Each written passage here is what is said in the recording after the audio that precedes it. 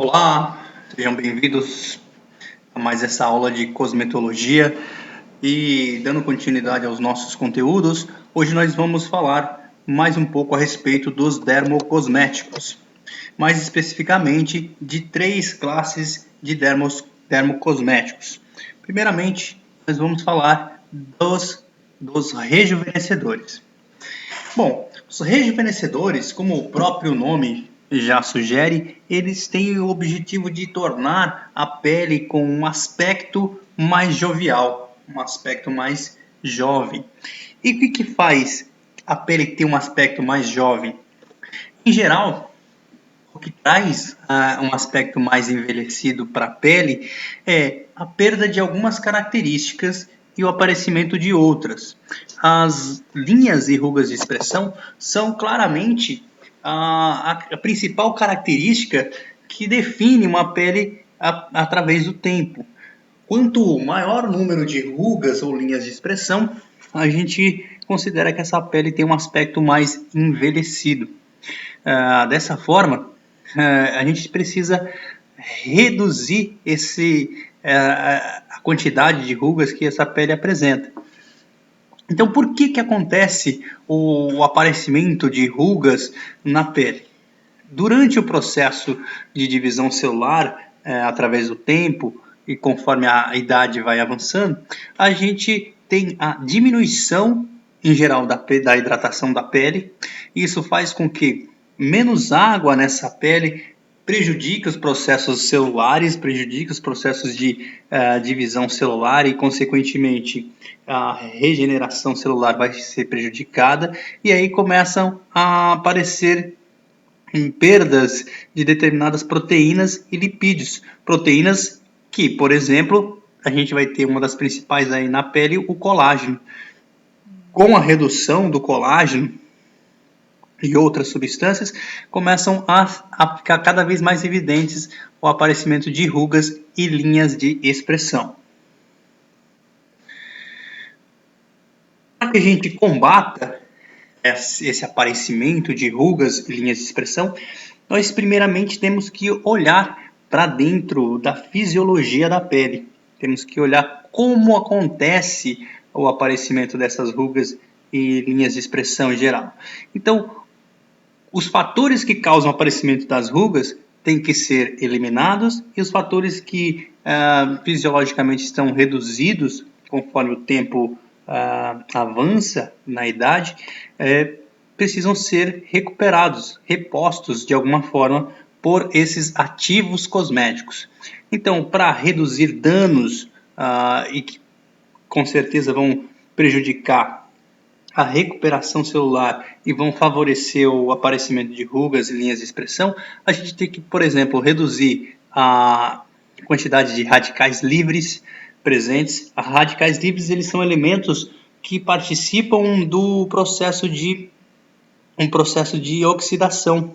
O processo oxidativo, ele prejudica a boa multiplicação celular e, consequentemente, também vão prejudicar o aspecto geral da pele.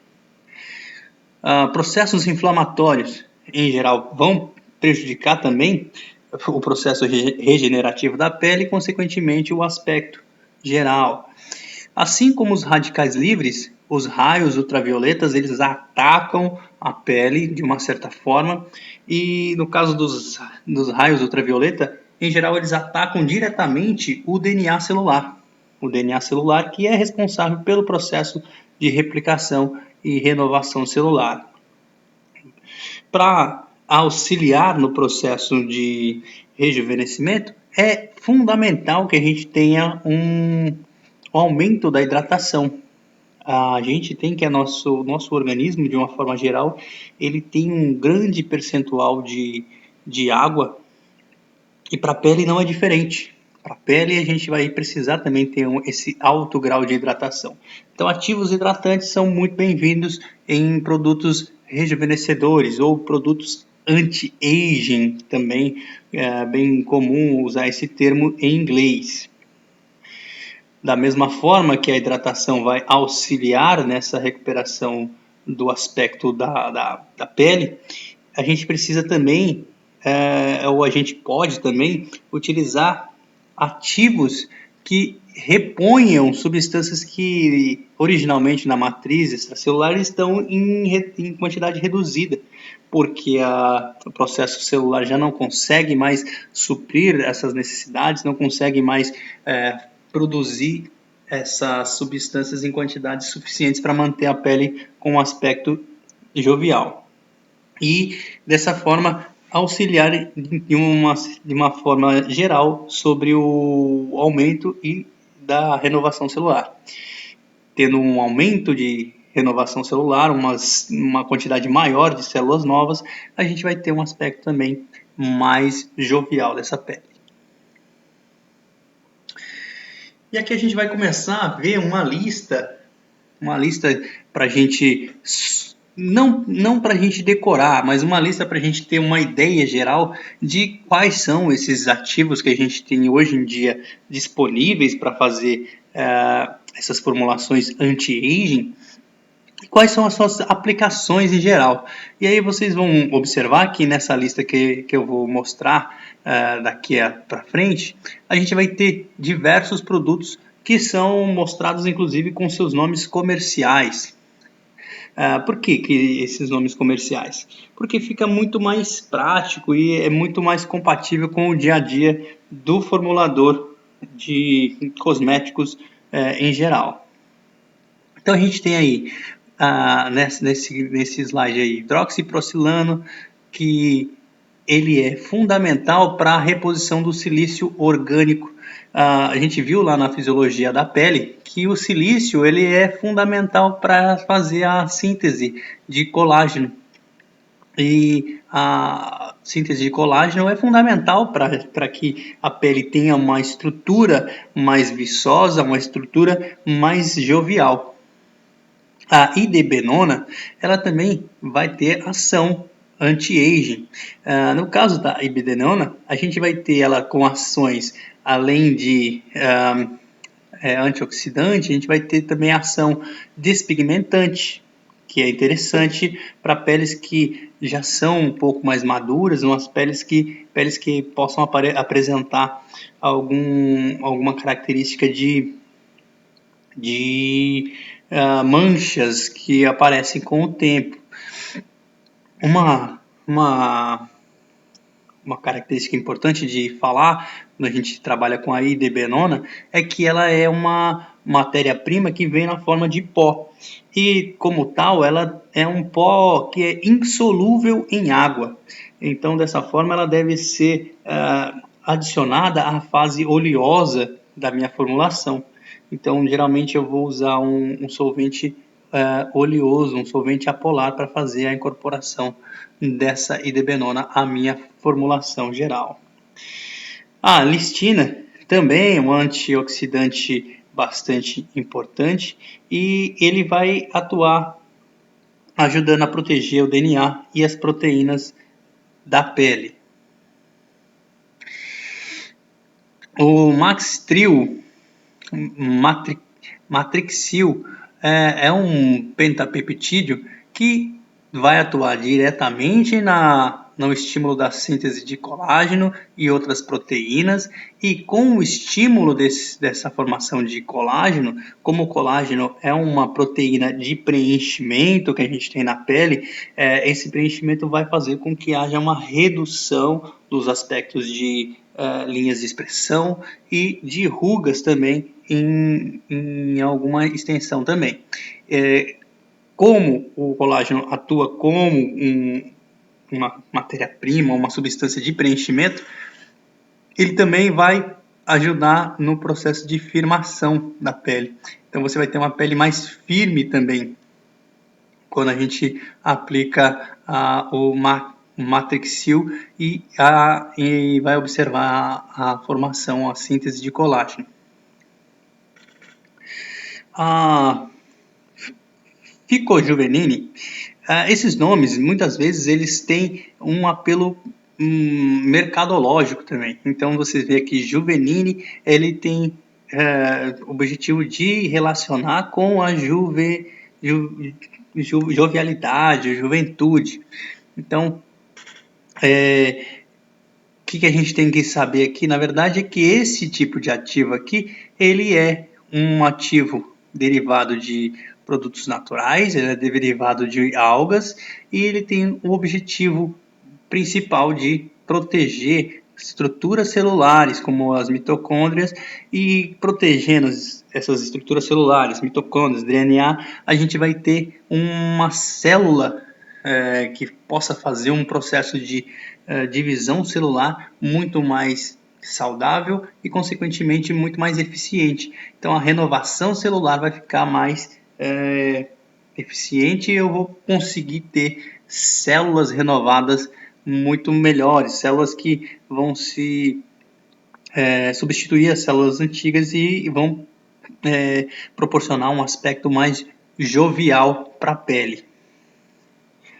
A fisiogenil, ela estimula o crescimento e o metabolismo dos queratinócitos, ou seja, num nível um pouco mais superficial da pele. Então a gente viu que a gente tem princípios ativos que atuam sobre estruturas que estão fundamentalmente na derme e vão ajudar a fazer o preenchimento e vão ajudar a aumentar a firmeza, e o fisiogenil ele vai atuar já mais sobre a superfície.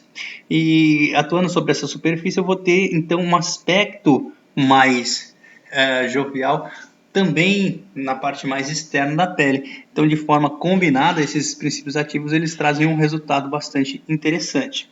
O que é interessante também enfatizar aqui no fisiogenil é que na própria formulação dele a gente vai ter associado já as moléculas de PCA-NA. As moléculas de PCA-NA elas são altamente hidratantes, então ela vai vir já com um poder hidratante associado a esses outras características que já são próprias dela. A gente tem aqui, continuando, outros princípios ativos, outros ativos cosméticos, os polihidroxiácidos, por exemplo, a gliconolactona, que são agentes químicos que atuam na renovação celular de maneira gradativa e segura. Ou seja, esses ativos químicos eles vão favorecer a reprodução celular, vão estimular essa reprodução celular. E cada vez que eu tenho uma reprodução celular, eu tenho uma célula nova, uma célula mais envelhecida que é substituída por uma célula nova e, consequentemente, eu tenho um aspecto mais jovial para minha pele. A Ramanasoft, ela vai reduzir o processo inflamatório. Toda vez que eu tenho um processo inflamatório envolvido na minha pele, o processo inflamatório vai atrapalhar a renovação celular. Esse processo inflamatório ele pode gerar maior probabilidade de aparecimento de manchas, por exemplo. E, consequentemente, o processo inflamatório ele dificulta a circulação de nutrientes naquela região que há o processo inflamatório. E dessa forma a gente observa que o processo inflamatório, de uma forma geral, ele é não desejado para qualquer tipo de pele. Então, quando a gente usa um ativo como o Ramanasoft para reduzir esses processos inflamatórios, eu também vou auxiliar com que essa pele tenha um aspecto mais saudável, já que os processos inflamatórios vão ser inibidos e, consequentemente, o aspecto de envelhecimento também pode ser reduzido.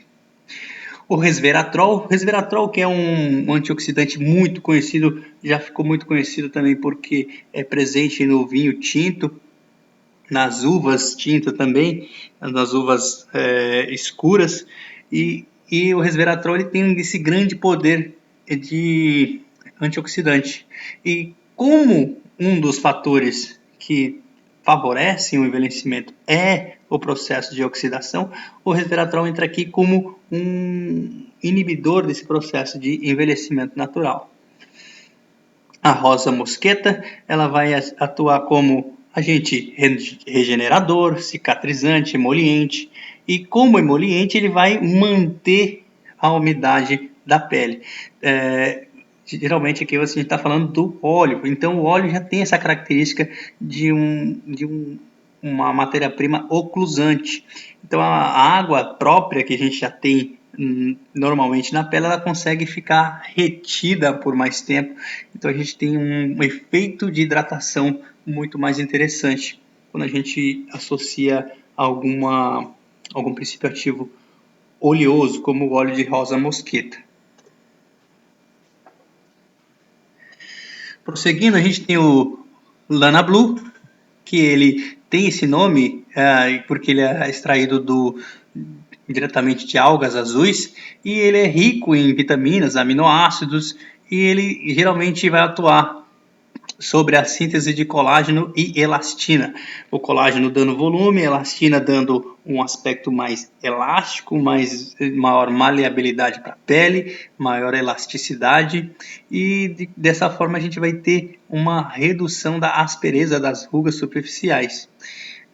O Elastocel, como o próprio nome já sugere um pouco, ele vai atuar reduzindo os aspectos de ruga, porque ele vai aumentar essa descamação e a renovação, consequentemente a renovação. É um efeito como se fosse um efeito de peeling em menor extensão, um peeling químico. Então você vai ter uma maior descamação e uma maior renovação, consequentemente.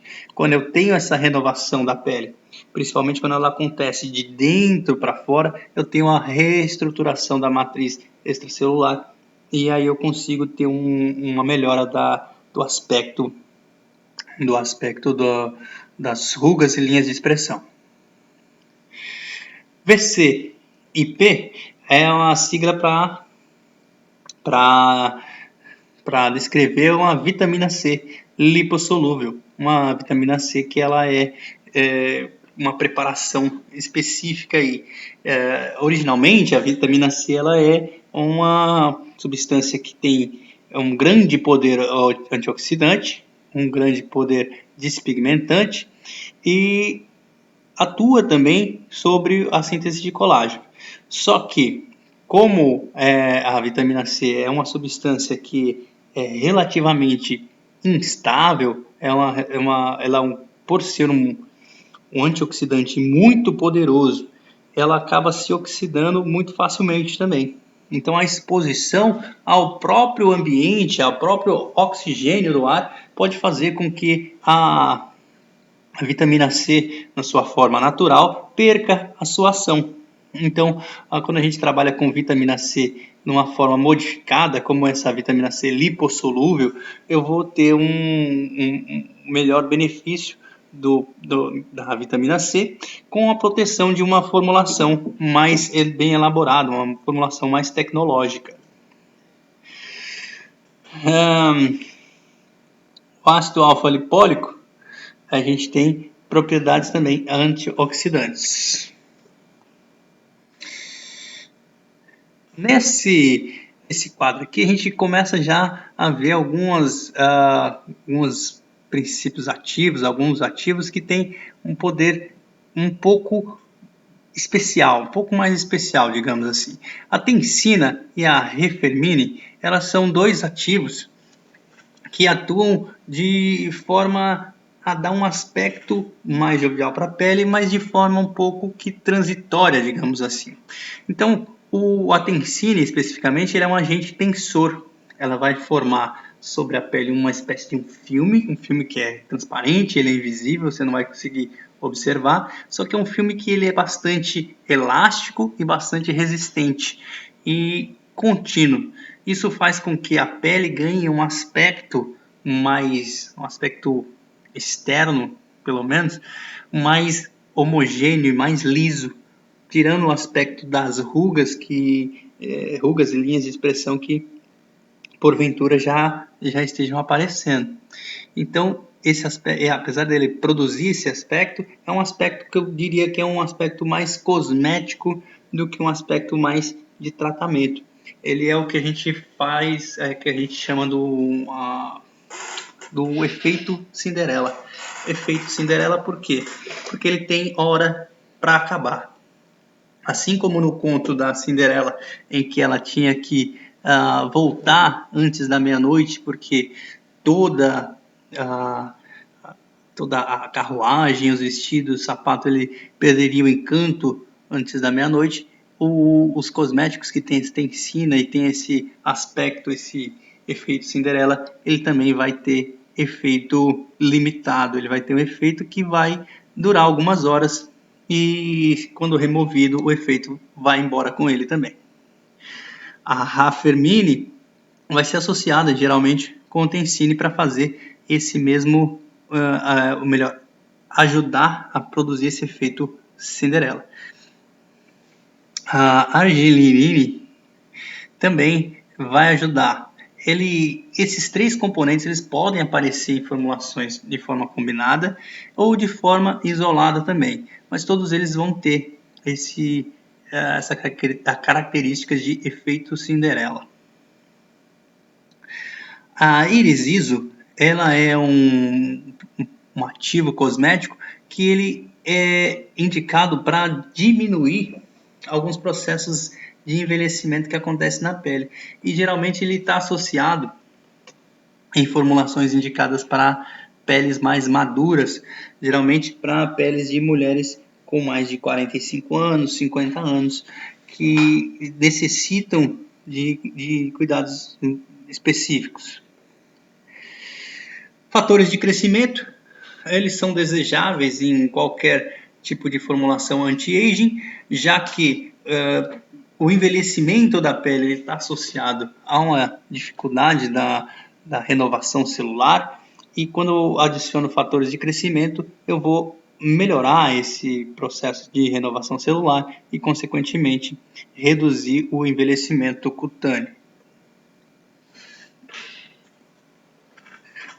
Nos próximos dois quadros, a gente vai ter uma tabela para que a gente tenha uma exemplificação apenas, de forma ilustrativa, de como são as concentrações que podem ser aplicadas de diversos ativos cosméticos que atuam sobre o envelhecimento cutâneo. Então a gente tem aí exemplos de diversos ativos cosméticos, como o Elastocel, que vai aqui de 3% até 10%. As vitaminas C, a gente tem algumas vitaminas C aqui que podem variar a concentração. Alguns outros tipos de matérias-primas podem receber percentuais menores ou maiores. A gente percebe aqui, por exemplo, o Eurol BT, ele vai ser utilizado em concentrações bastante pequenas, de 0,01 até 0,5, e outros ativos, como por exemplo o Procolacil, ele pode chegar até 10%. Nesse quadro aqui, a gente tem 4 formulações anti-aging específicos aí para cada aplicação. Então, no primeiro quadrante aqui, a gente tem um anti-aging para o rosto, mas não é um anti-aging para o rosto comum, ele é um anti-aging para o rosto com a base oil free, ou seja, sendo uma base loção oil free, eu vou ter que a indicação principal para esse anti-aging é para pele seca ou para pele mista no máximo. Desculpe, na verdade a loção oil free vai ser ou para pele oleosa ou para pele mista no máximo. A pele seca não é indicado, já que ele não tem um poder de hidratação grande, ele não tem óleo na sua formulação. Então eu vou ter aqui nesse caso a Tencina, vou ter a Raffermini e o extrato de íris florentina, além do PCA-NA, que vai produzir um efeito de hidratação mais adequado, mas sem fornecer uma oleosidade excessiva, um peso excessivo para a formulação. Dessa forma, a gente observa que essa formulação contendo Tencine e Raffermini, que são dois ativos cosméticos com o efeito Cinderela, esse efeito anti-aging aqui ele é um pouco mais transitório.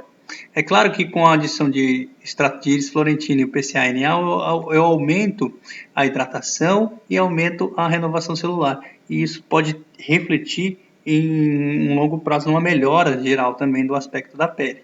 Mas os principais que vão nessa fórmula são para um efeito Cinderela. eu vou ter também anti-agings para outras áreas do corpo.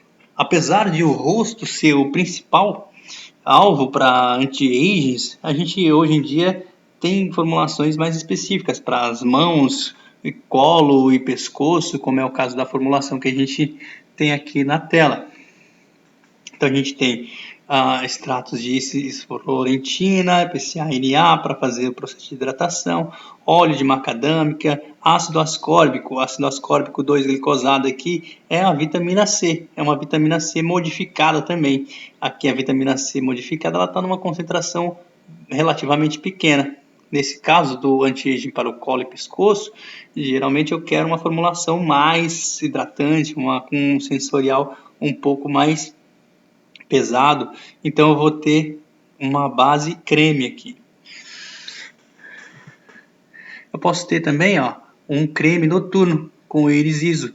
Como a gente viu, o Eris-Iso é uma matéria-prima que é utilizada para as formulações indicadas para as peles mais maduras. A pele mais madura, então, vai ter esse creme como um creme noturno, creme de tratamento noturno.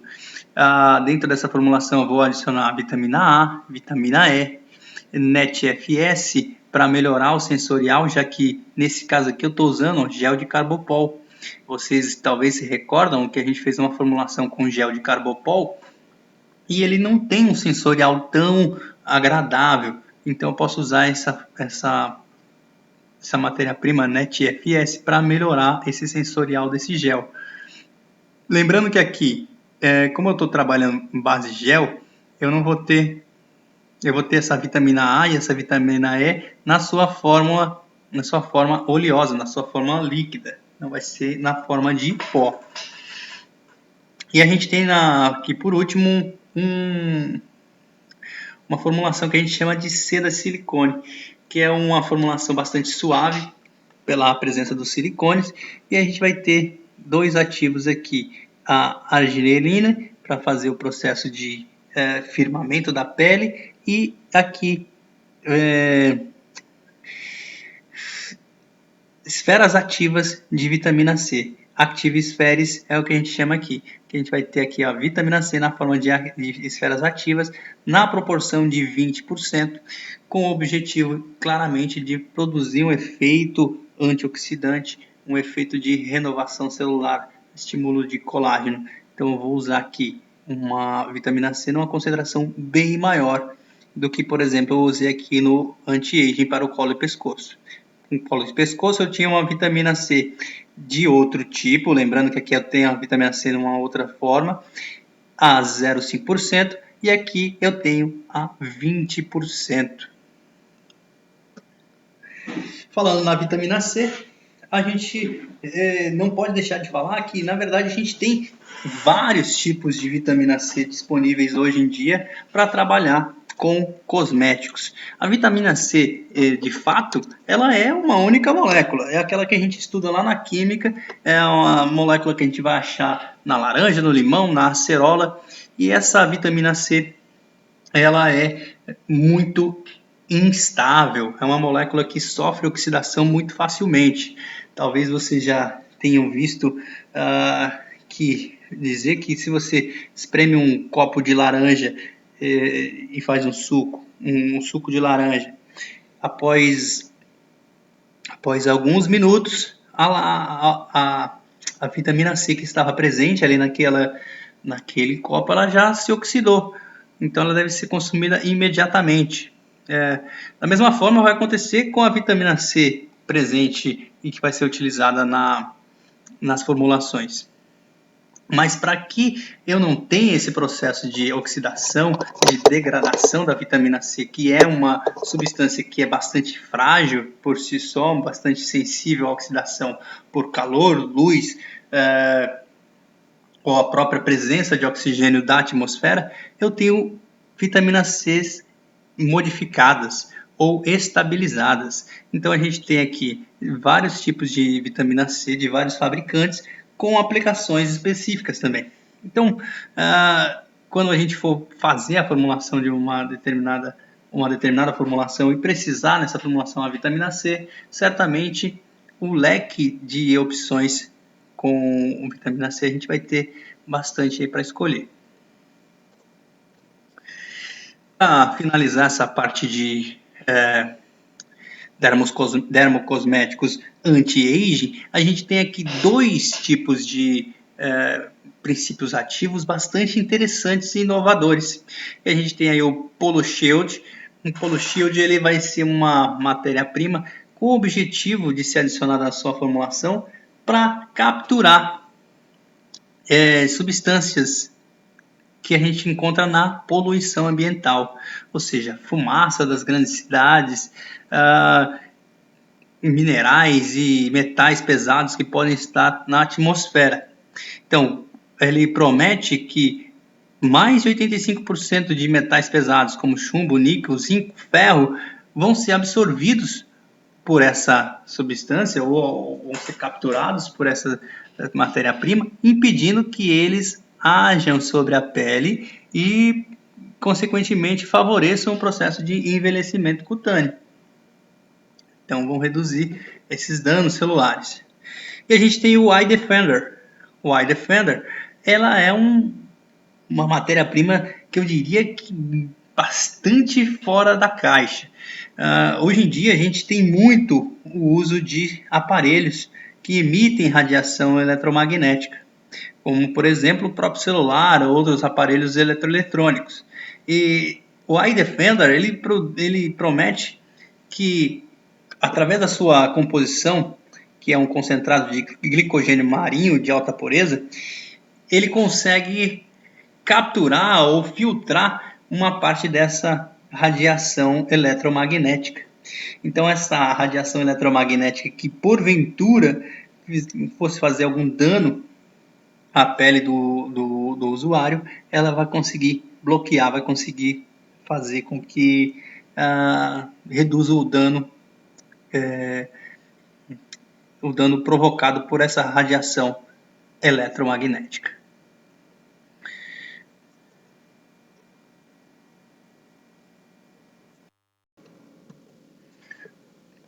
Prosseguindo, vamos falar agora um pouco sobre os protetores solares. Protetores solares eles são formulações cosméticas, consideradas como formulações cosméticas, no entanto, eles agem muito mais do que um simples cosmético. A gente tem o protetor solar como um produto de uso da saúde, já que a incidência de raios ultravioleta, eles estão associados não só a um processo estético, mas também a processos de saúde, desenvolvimento de câncer de pele, por exemplo, e o próprio envelhecimento da pele. Então, se a gente observar o espectro eletromagnético, a gente vai ver que as radiações elas vão desde os ultravioleta mais profundo, que a gente vai considerar sendo ultravioleta C, que não está representado aqui no slide, mas que ele é emitido pela radiação solar, só que ele fica praticamente todo retido na atmosfera. E aí com comprimentos de onda um pouco mais longo, a partir de 290 nanômetros até 320 nanômetros, eu tenho o que a gente chama de radiação ultravioleta B. Por ser uma radiação um pouco menos energética, digamos assim, a radiação ultravioleta B ela consegue penetrar em camadas menos profundas da pele. Ela fica em camadas mais superficiais. Então, isso acontece por causa do comprimento de onda. Como é um comprimento de onda mais curto, ele acaba perdendo essa energia aqui logo que encontra a pele. Ele é a principal responsável pela vermelhidão, quando a gente é exposto às radiações solares, ao sol. Já a radiação UVA, ela é uma radiação que é compreendida aí desde o ultravioleta de 320 nanômetros até 400 nanômetros, que é quando começa o espectro eletromagnético da luz visível. Acima de 400 nanômetros a gente começa a ter a luz visível. E aí a luz visível já não é uma radiação com uma energia que a gente precisa se preocupar. O que acontece aqui? A radiação ultravioleta A, por ser um comprimento um pouco mais longo, ser uma energia mais elevada, ela consegue penetrar em camadas mais profundas da pele, atravessando a epiderme, a derme, podendo chegar até mesmo a camadas da hipoderme. Como ela consegue atravessar todas essas camadas da pele, ela também consegue fazer danos em todas essas camadas da pele. Então, com isso, ela vai causar danos nos melanócitos, provocando manchas, vai causar danos na estrutura de colágeno, na estrutura de elastina, de outras proteínas e de outros lipídios presentes aqui na nossa derme, e isso vai provocar o que a gente chama de fotoenvelhecimento, ou seja, o envelhecimento causado pela exposição à radiação ultravioleta. A radiação ultravioleta A, ela vai corresponder a cerca de 95% da radiação ultravioleta que vai chegar até a gente, porque a radiação ultravioleta B, assim como a C, fica parte bloqueada na própria atmosfera. Então, para que a gente se proteja dos danos da radiação ultravioleta, é importante que a gente use produtos. E a gente tem os protetores solares como nossos aliados nesse sentido. Então, o objetivo dos protetores solares é reduzir.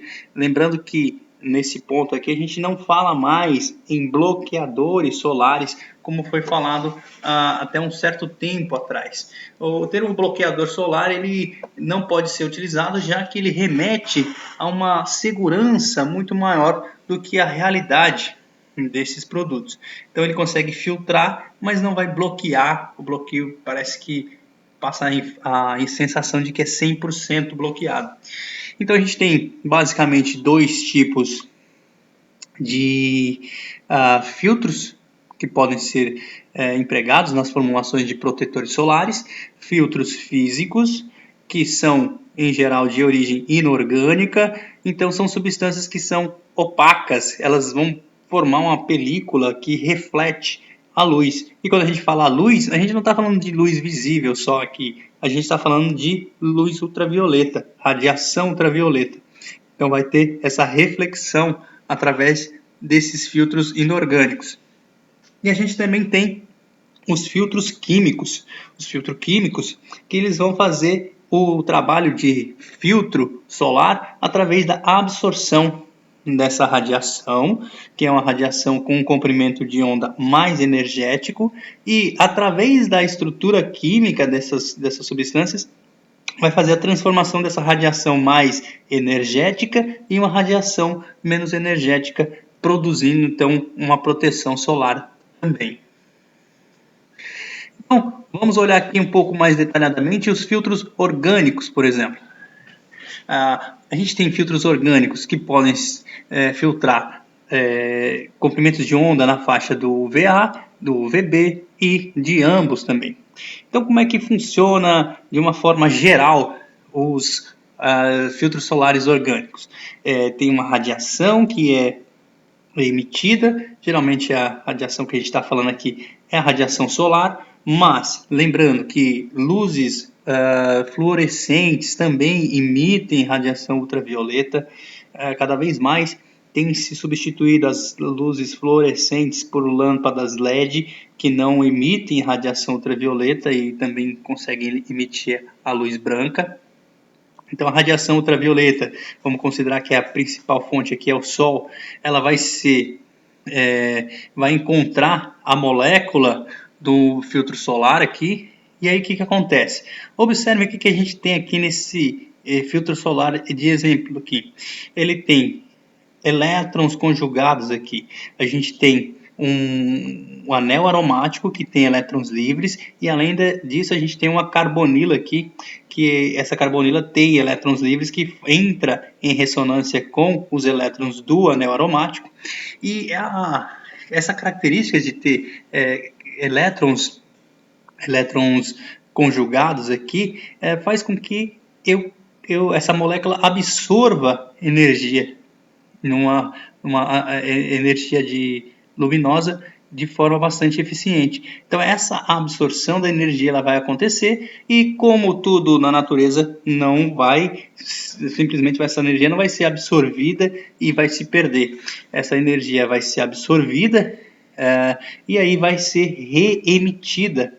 reemitida geralmente numa forma de uma luz fosforescente ou fluorescente. Então a gente tem uma radiação ultravioleta, que é uma radiação invisível aos nossos olhos e que vai ser transformada em uma radiação fluorescente aqui, uma radiação menos danosa. Já os filtros inorgânicos, como por exemplo o dióxido de titânio e o óxido de zinco, que são os principais filtros inorgânicos que a gente vai encontrar no mercado com aplicação para filtros solares, eles vão atuar como um espelho através do processo de reflexão e dispersão da radiação.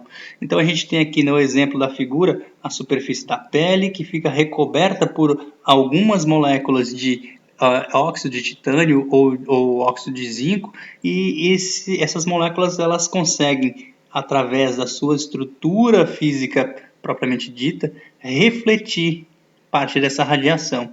Então a radiação ela vai incidir nessas moléculas e vai refletir.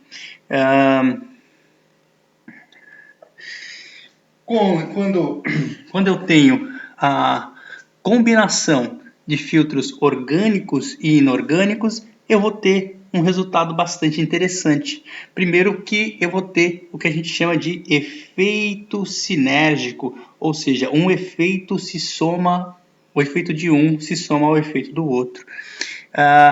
Quando eu tenho a associação de filtros orgânicos e inorgânicos, eu reduzo a quantidade de filtros orgânicos. Por que a redução da quantidade de filtros orgânicos é interessante na formulação? Os filtros orgânicos, em geral, são moléculas orgânicas. Então, eles também são moléculas geralmente apolares, moléculas que precisam ser dissolvidas e são mais compatíveis com o meio apolar, o meio oleoso. Dessa forma, quanto maior a quantidade de filtros orgânicos, mais pesada vai ficar minha formulação, mais oleosa vai ser minha formulação.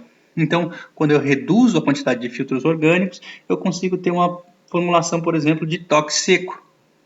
E quando eu utilizo, por outro lado, filtros inorgânicos, como óxido de titânio e óxido de silício, eu tenho um aspecto de pele esbranquiçada, de pele que a gente fala de pele de Gasparzinho, a pele de fantasma, já que o óxido de titânio e o óxido de zinco, ambos eles têm essa cor esbranquiçada. E para reduzir esse aspecto de cor esbranquiçada, geralmente tanto os óxidos de titânio, de zinco, eles têm formulações já mais tecnológicas que usam partículas menores, que usam uma nanotecnologia que diminui esse aspecto esbranquiçado sem perder a capacidade de filtro solar. Então, quando eu faço a combinação dessas duas características, eu consigo reduzir a oleosidade da minha formulação. Consigo uma formulação com toque seco, que geralmente é uma formulação que tem uma melhor aceitação do que uma formulação com um toque mais pesado, um toque mais oleoso.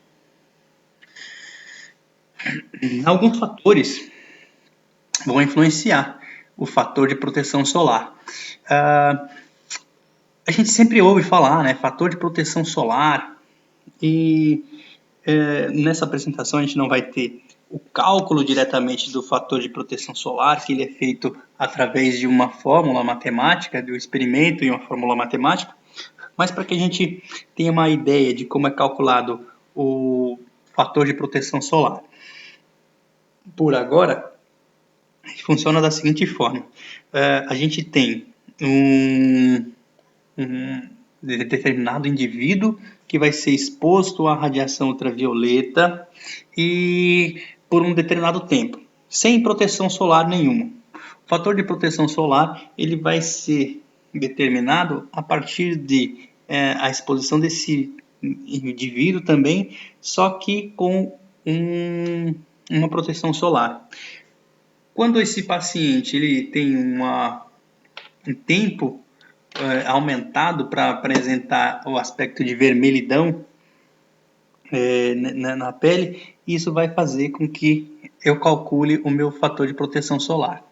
Então, vamos lá. De novo, explicando novamente. O fator de proteção solar vai ser determinado da seguinte forma. Eu vou expor o indivíduo à radiação ultravioleta até ele apresentar eritema, apresentar vermelhidão. Digamos que isso aconteça depois de um tempo de 5 minutos. Quando eu quero determinar o FPS, eu vou expor esse indivíduo também novamente a condição de radiação ultravioleta, só que agora com o protetor solar. Se esse indivíduo começar a apresentar a vermelhidão, não agora mais em 5 minutos, mas agora em 20 minutos, eu vou ter então um fator de proteção solar calculado através dessa razão aí entre o tempo que ele levava para ficar com eritema, sem a proteção solar, e o tempo que ele leva para ficar com eritema após a proteção solar. Quanto maior a diferença de tempo, quanto maior o tempo que demora para esse paciente apresentar a vermelhidão, o eritema, maior vai ser o meu fator de proteção solar. Mas isso varia a partir de vários fatores. Como a gente pode ver aqui, os fatores que estão listados, fatores que influenciam no cálculo ou na obtenção do fator de proteção solar. Fatores humanos. O principal dele vai ser o tipo de pele. Então a gente viu em aulas anteriores que a pele ela pode ser classificada através de fototipos. Fototipos que vão aí desde o fototipo 1, onde eu tenho uma pele totalmente branca e sem pigmento, sem capacidade nenhuma de bronzeamento. Isso faz com que ela seja uma pele mais sensível, uma pele que fica vermelha, eritematosa bem mais facilmente. E aí esse fototipo ele vai se estendendo até para peles que produzem uma quantidade maior de melanina e, consequentemente, são peles que vão ser gradativamente mais escuras. É claro que se eu fizer o teste de fator de proteção solar com uma fototipo 1, eu vou ter um resultado diferente do que eu vou obter com o fototipo 4, 5, por exemplo. Dentro da formulação, os recipientes vão influenciar, não só o filtro solar, mas o tipo de recipiente. Então, eu posso ter formulações do tipo emulsão água em óleo, emulsão óleo em água. Eu posso ter filtros solares em forma de óleo, em gel, aquoso e vários outros tipos. O agente filtrante, levando em consideração a quantidade do filtro e o tipo de filtro, vai também influenciar diretamente qual é o FPS. Geralmente, quanto maior a quantidade de agente filtrante, maior o FPS. A espessura do filme aplicado vai ser diretamente influenciada pelo recipiente do filtro solar, e quanto maior essa espessura desse filme, maior a proteção. Quanto menor, menor a proteção também. Se eu tenho hidrorresistência do filtro aplicado, isso também vai estar diretamente ligado a alguns recipientes da formulação, já que se eu tenho um filtro solar que ele é pouco hidrorresistente, geralmente ele é removido mais facilmente através de suor ou mesmo a exposição à água. Geralmente a pessoa vai usar filtro solar em exposição à piscina, ao mar, e isso pode reduzir drasticamente o fator de proteção solar, se eu tiver um filtro solar que não tem uma hidrorresistência adequada. Então eu tenho aqui alguns tipos de formulação que contém seus recipientes próprios, que vão produzir filtros solares com características bem particulares. Então a gente tem aí primeiro as emulsões, que certamente são as mais adequadas para a veiculação de filtros solares, já que produzem um filme bastante adequado. Então a gente tem uma grande gama de emulsões que podem ser preparadas, que a gente consegue mudar bastante o tipo de sensorial que a gente tem. Então posso ter desde emulsões óleo em água até emulsões água em óleo, até emulsões que invertem essa fase. A gama de possibilidades com as emulsões é bastante interessante.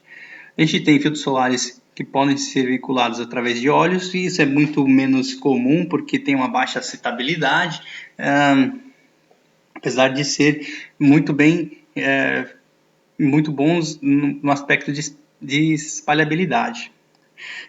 O gel tem um apelo bastante interessante para as peles mais oleosas, mas, por outro lado, elas têm uma performance menor do que a das emulsões, e principalmente porque produzem geralmente um filme que é descontínuo e que a gente chama de um filme poroso. Ele não consegue recobrir de forma eficiente toda a pele. Então a gente acaba tendo consequentemente um baixo fator de proteção solar, mesmo quando a gente tem quantidades altas de filtros na formulação.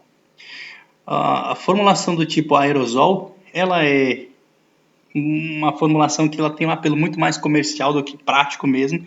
Ela é fácil de ser utilizada, ela é prática, só que ela, por conter os agentes propelentes, ela geralmente precisa de uma formulação mais fluida.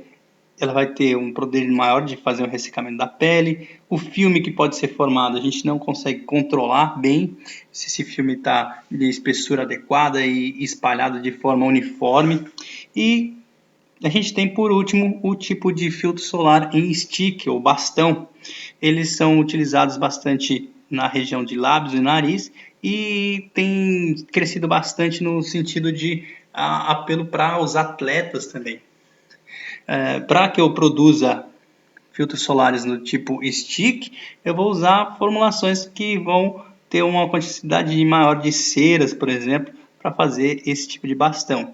Como eu tenho uma quantidade maior de ceras, que são produtos apolares, eu tenho geralmente um produto que é mais resistente à água. Muito bem, a gente viu alguma coisa sobre os filtros solares em si. Os filtros solares em si, eles têm a capacidade de filtrar a radiação ultravioleta. Só que dentro da nossa formulação não vão só apenas os princípios ativos capazes de filtrar a radiação ultravioleta. A gente vai ter uma gama extensa de outros princípios ativos que vão estar dentro dessa formulação também. Então, dependendo do tipo de sensorial que eu quero, do tipo de ação coadjuvante que eu quero para aquele filtro solar, eu vou adicionar princípios ativos também específicos. Então, posso usar silicones para obter uma formulação resistente à água, PCA-NA para poder fazer um processo de hidratação mais eficiente junto com a ureia, lactato de amônio também para esse processo de hidratação, ceramidas, extratos vegetais. Extratos vegetais eles têm um apelo muito interessante comercialmente. Antioxidantes eles vão entrar não só como adjuvantes para proteger a própria fórmula, mas também como um fator que vai ajudar na própria proteção da pele. A gente também pode usar alfa-bisabolol, por exemplo, para proteger peles que são mais sensíveis. Dessa forma, a gente seguindo aqui com os protetores solares, a gente vê que o uso de protetores solares eles são muito comuns à beira de água, de um ambiente que é exposto à água, ou na piscina, no mar, ou até mesmo os atletas, ou que são expostos a ambientes quentes e acabam suando. Então é interessante eu ter um protetor solar que seja resistente à água. Para que eu faça isso, eu vou ter que fazer o quê? Usar filtros solares insolúveis em água. Na verdade, eu vou ter que apelar para uma formulação com uma maior concentração de fase oleosa, já que eu vou ter que ter uma formulação que seja menos hidrossolúvel. Então eu vou ter que usar resinas formadoras de filme que sejam lipossolúveis, usar menor concentração de emulsionantes hidrofílicos, já que eu quero reduzir a compatibilidade desse filtro solar que eu estou produzindo, reduzir ao máximo a compatibilidade com o meio aquoso, para evitar que ele se perca. É claro que eu tenho que chegar num ponto de equilíbrio, eu não posso ter uma formulação totalmente lipofílica. Então, eu posso ter também a estratégia de uma emulsão que seja óleo em água e que inverte essa fase para água em óleo, tá? Quando ela é aplicada sobre a pele. Para que a gente tenha protetores solares, filtros solares com alto fator de proteção solar, eu vou ter que usar o veículo correto. Geralmente, a emulsão vai ser o melhor, ele deposita um filme mais espesso e mais opaco, ele vai ser menos transparente na pele. E eu tenho que adicionar também outros ingredientes de forma correta. Então, quando eu uso constituintes polares, isso aumenta o fator de proteção solar. Constituintes de cadeias longas, ramificadas, eles vão fazer exatamente o contrário. Então, nesse sentido, eu tenho que associar filtros solares. Se lembra que a gente tem possibilidades de filtros orgânicos, filtros inorgânicos. Da mesma forma, eu posso associar tanto filtros orgânicos quanto filtros inorgânicos para conseguir uma máxima proteção UVA e melhor proteção UVB, reduzindo, então, consequentemente, o poder eritemático aqui da radiação ultravioleta. Se eu diminuo esse poder, essa energia eritemática, eu consigo, então, obter maior fator de proteção solar, já que o cálculo do fator de proteção solar está diretamente ligado à produção desse aspecto eritemático.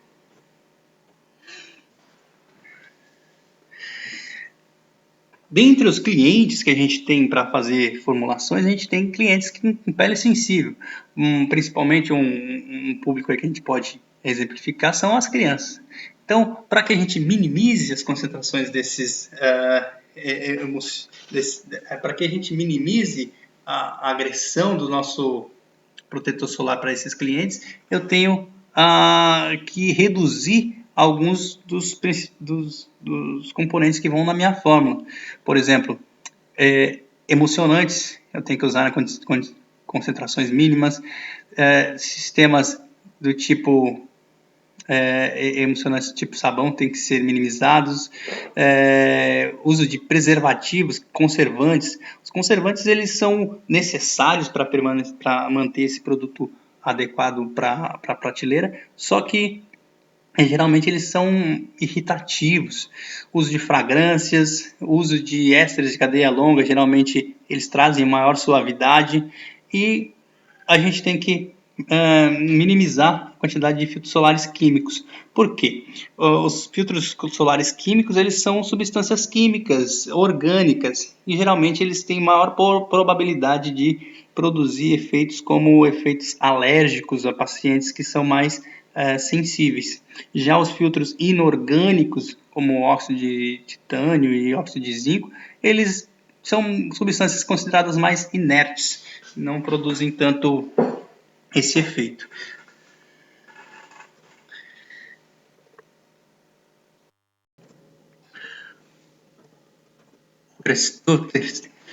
A terceira classe de dermocosméticos que a gente vai estudar hoje são os anticelulíticos. É uma classe bastante importante também dentro dos dermocosméticos. Então, antes da gente falar sobre os ativos anticelulíticos, vamos falar um pouquinho sobre como acontece o desenvolvimento da celulite. Então, vamos voltar aqui. A gente observa nessa figura que a celulite ela se apresenta como um aspecto de depressões na pele. Por que que aparece essa característica da celulite? Primeiro a gente tem que lembrar como é a estrutura da pele. A gente tem a camada mais externa, epiderme, derme e tecido adiposo mais abaixo. Então, nesse tecido adiposo a gente tem exatamente o que? Células de gordura. E essas células de gordura, elas possuem espaços intracelulares entre elas.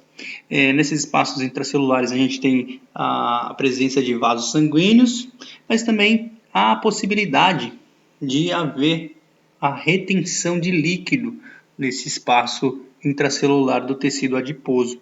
Quando acontece a retenção de líquido nesse espaço intracelular do tecido adiposo, eu vou começar a ter esse aspecto de celulite. Quanto maior a quantidade de líquido, quanto maior esse edema do tecido subcutâneo adiposo, maior vai ser o aspecto dessa celulite externamente.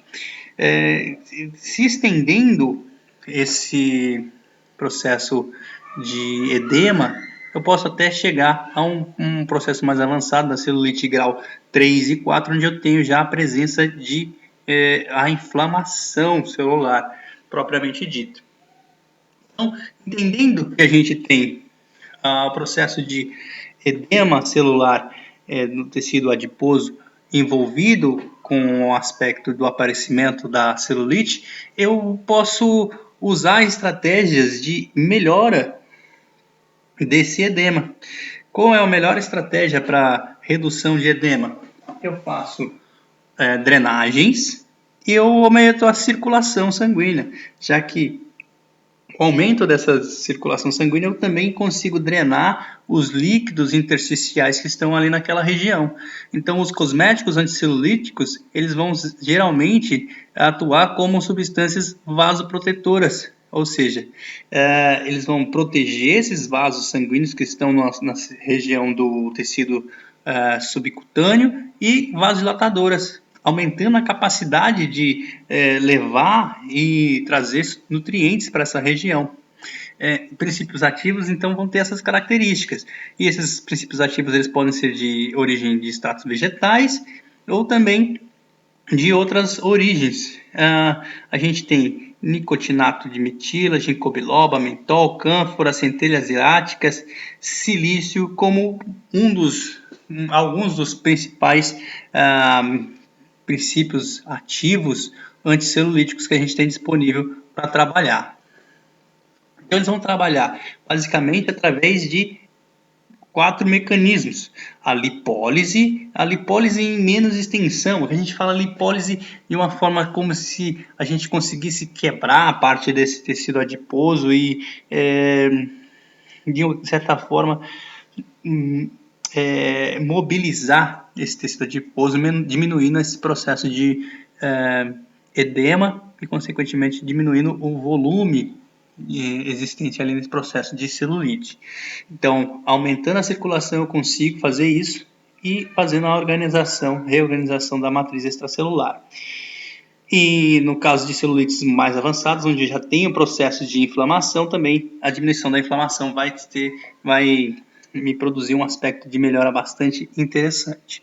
Aqui, desse lado da tela, a gente tem a lista com diversas substâncias que podem ser usadas como princípios ativos, como anticelulíticos e as concentrações usuais que eles podem ser utilizados. Isso nos dá uma grande gama de substâncias que podem ter um bom resultado. Agora a gente vai ver alguns de forma bastante rápida, alguns princípios ativos que são bastante utilizados e quais são as características de cada um deles. Então a gente tem aí ginkgo biloba, que vai aumentar a resistência dos capilares, diminuir a permeabilidade vascular, aumenta a tonicidade dos vasos, diminui a agregação plaquetária, tem ação antirradical livre e aumenta o metabolismo celular e vai diminuir também a fosfodiesterase. Então vocês percebem aqui, com essa lista de propriedades da ginkgo biloba, que ela fundamentalmente é uma substância ou uma um princípio ativo, que vai produzir efeitos vasculares, que vai melhorar, então, consequentemente, a circulação e, consequentemente, vai diminuir o edema e melhorar o aspecto de celulite. O mentol, ele também vai ser utilizado, uma concentração de até 1% como vasodilatador. O mentol, ele é uma substância inorgânica, melhor, uma substância não natural, mas que tem bastante aplicação nesse sentido, porque ela dá uma sensação bastante interessante pela sua analgesia na superfície da pele, então ele também dá aquele efeito de resfriamento interessante. A cânfora geralmente está associada aí a cânfora e mentol nessas formulações anticelulíticas e também vai ter uma concentração máxima permitida aí pela nossa legislação devido à sua potencial toxicidade de 2,5%. Como ele tem esse grau de toxicidade relativo, ele vai ser classificado como cosmético do grau de risco 2, que a gente viu lá no início da disciplina. Não pode ser aplicado em crianças, então, com menos de 2 anos, por causa que ele pode apresentar até mesmo hepatotoxicidade. Toda vez a gente vai ter que ter uma observação de produtos que contêm cânfora, que ele não deve ser utilizado sobre a pele irritada e também não deve ser usado pela grávida. Centelha asiática, assim como a ginkgo biloba, é um produto natural e ele vai normalizar o tecido conjuntivo de forma a melhorar o metabolismo de algumas proteínas que estão presentes na estrutura da pele, e aí os flavonoides também vão ter um aspecto bastante interessante na redução dos edemas, já que os flavonoides vão ajudar na melhora da circulação também. Então a gente tem aqui, para finalizar, alguns exemplos de anticelulíticos. Geralmente os anticelulíticos eles são formulados em bases gel. Então a gente tem aqui na primeira formulação a cafeína, que vai ser adicionada aqui como um ativador da circulação sanguínea junto com a centelha asiática, e a gente tem um gel siliconado para dar um sensorial mais bacana, um sensorial mais agradável. Então, a aplicação feita com massagem também auxilia o processo de melhora da circulação sanguínea. Então, tanto os ativadores vasculares aqui quanto a massagem vão atuar de forma combinada. Na segunda formulação eu tenho o chamado gel anticelulite potencializado, que aqui eu vou ter a castanha da Índia, que é um princípio ativo muito importante no tratamento de problemas vasculares, e a Dipotrap, que é uma substância, uma matéria-prima, que já é uma matéria-prima elaborada, complexa, que já vem com diversas combinações de produtos que vão ajudar nessa melhora do tecido adiposo. E também a gente tem o gel creme que vai dar um aspecto mais sensorial mais agradável do que o gel por si só ou o creme por si só. E também aplicado através de massagens durante pelo menos 2 vezes ao dia. Algumas matérias-primas, elas prometem não só fazer a redução do edema intracelular no tecido subcutâneo, mas também prometem fazer a redução efetiva da gordura localizada. Ou seja, como se ele conseguisse ter um poder de lipólise. Então, de certa forma, a gente tem essa matéria-prima aqui, o Sarcoslism Reshape, que ele vai penetrar até o adipócito e, de certa forma, ele vai aumentar a secreção de adiponectina e, consequentemente, essa célula de gordura do tecido adiposo vai conseguir liberar mais ácidos graxos e, consequentemente, aumento da lipólise. Associado a isso, a gente ainda tem um efeito de aumento de síntese de colágeno e elastina, que no nível da pele, no tecido da derme, vai melhorar o aspecto geral da pele também, já que vai ter o colágeno como uma substância de preenchimento e sustentação, e a elastina como uma substância que vai melhorar a elasticidade e a plasticidade da pele. Então aqui a gente tem o Sarcoslism Reshape usado geralmente numa concentração de 2%, e o Raffermine, que é aquela substância que a gente viu já no início dessa aula, que também ajuda no efeito Cinderela. Isso é usado, por exemplo, num creme aí, numa concentração de 2% para cada um deles. Sobre os dermocosméticos que a gente tinha para falar hoje, era isso. Espero que vocês tenham aproveitado a aula, e qualquer dúvida estou à disposição através dos contatos que eu deixo aí apresentados. Muito obrigado e até a próxima.